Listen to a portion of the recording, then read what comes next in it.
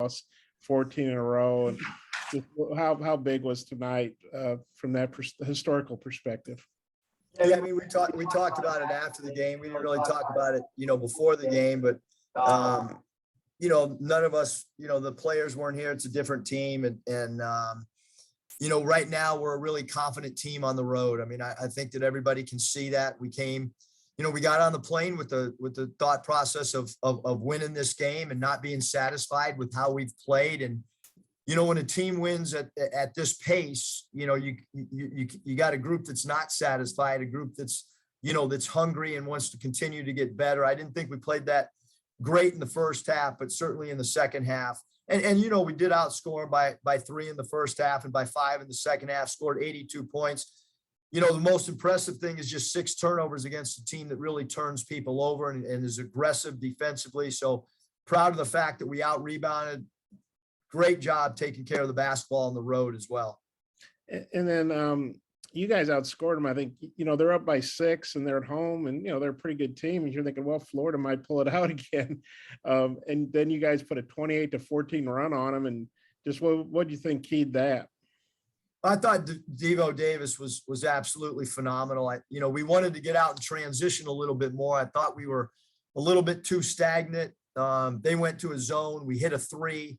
We got the ball in the interior of the zone, another possession, and we were alert for them to play that zone. And again, I thought Devo off the bench was really important for us in the second half, and obviously the foul trouble that Devo had, in the first half, I thought took us a little bit out of the rhythm because we needed him out there in the first half as well. And Devo apologized for getting the tee, but it wasn't a 1-point game. I mean, what was your thought on that? Are you okay with that? I'm cool with it, man. We won. He got up high and he's emotional. I'm emotional. It's all good, man. We'll take the W and move on. Okay. I might have a couple more, but I'll turn it back. Good to see you smiling with your shoulder icing down. Thanks, Bob. Only one more game with this thing. Okay. Well, that's good to know. Scotty. Yeah, Eric, I know you've had some really good college teams before, but is this the toughest one that you've coached, or at least the one that's least likely to back down with his back against the wall? Yeah, I mean, I think that this is a group that really believes that they can win. They certainly have great defensive toughness. It's as tough as any team I've been around. It's the belief. I think maybe more so than anything, Scotty, it's the way that we've improved and kind of flipped the switch, much like last year, where it looked like maybe, we were discombobulated. Where was the season going to go? Both years, if you don't have high character, it could spin the wrong way when you've lost 5 out of 6. And certainly last year with the way we lost at LSU and Alabama. This is kind of a specific question, but that shot fake sidestep move that JD. Yeah, we work on it every day, JD and I go over to the side court and really want him shooting a sidestep 3 when the game's on the line. It's like how, I guess I know you probably obviously see him work on that shot a lot, but like how big time of a move is that? Because he seems like he hits opponents with it once or twice, maybe even more than that each game. Yeah, in all seriousness, JD does work on that. He really, really does. And, I told an NBA buddy of mine today, we were talking about our team, and I said the thing that makes him so dangerous to guard is he shoots from anywhere. He's got he's like Steph Curry in the fact that those guys just shoot from wherever, whenever. You think they're absurd shots and they go in and they stretch the defense out. And he really puts pressure on defensive teams because I never know when he's going to shoot. So I don't know how the heck they'd ever know when he's going to shoot because I have no idea half the time when he pulls. But I do want the ball in his hands. And tonight we actually moved him off the ball because I thought Devo was so good taking the ball to the cup. And I thought Florida struggled to keep Devontae in front of him. And when Devo gets out and runs in transition, I mean, saw it the other day, he had an assist to Audis for a big layup, and then he had a couple layups on the run too. Like when he's doing that, I mean, where does that take you guys offensively? changes us altogether. I mean, he had 19 points, 7 to 10 from the field. Again, another game where he hit 2 threes. He made his foul shots going 3 for 4, led us in assists with 4, most impressively 0 turnovers. I mean, he played, 28 minutes with 0 turnovers to 4 assists, plus 11 while he was in the game. He was our second highest plus minus guy, along with Jay Wills plus 15. So I thought he was outstanding tonight. Hutch. Yeah, Coach, I'm curious what your thoughts were on that matchup between Jalen and Castleton tonight. Yeah, Castleton's a really tough matchup for us and for everybody. I mean, he did go to the foul line 10 times. We had to move Jay Will off of him for a little bit. Castleton most impressively drew 11 fouls, 29 points. I was happy with the fact that we kept him off the glass for the most part. He did have 6 boards in 35 minutes, but we didn't want him to get up in 8 or 9 rebounds. And one of the things we talked about at halftime was if they throw the ball into Castleton, that does eliminate the 3 ball. And I thought that, exchanging 2s instead of 3s would certainly help us defensively. And you look at in the second half, they went 1 of 9 compared to in the first half when they made 7 of 16. I thought that was a big turning point for us for sure. And how big was it that Jalen, I think he picked up his 4th foul with about 8 minutes left, and he played the rest of the game without picking up that 5th. What did you think about that? Yeah, I mean, I trusted him, Hutch, to have him still in there. We moved Stan over to Castleton and moved Jalen over to guard a perimeter player. A DC guarded in 1 possession. So we were, again, willing to live with the ball going inside because we thought we could, once we got the lead, we thought we'd still have the ability to, to score the ball. But we just felt like if they started hitting 3s, that might be too much to overcome. Curtis. Coach, Florida's been a good defensive team, and you guys came in tonight and better than 2-to-1 assist to turnovers. You had 5 in double figures, shot it well. What is your overall take on the offensive performance tonight? I thought we were, not great in the first half, but did shoot 47%, which for us is a really good percentage. In the 3 ball, I thought we were really selective in the first half, going 4 of 9, shooting 44%. Didn't get to the foul line enough, but the 6 FTAs that we did get, we converted at an 84% rate. And then in the second half, much like the first half, we did go 15 of 33.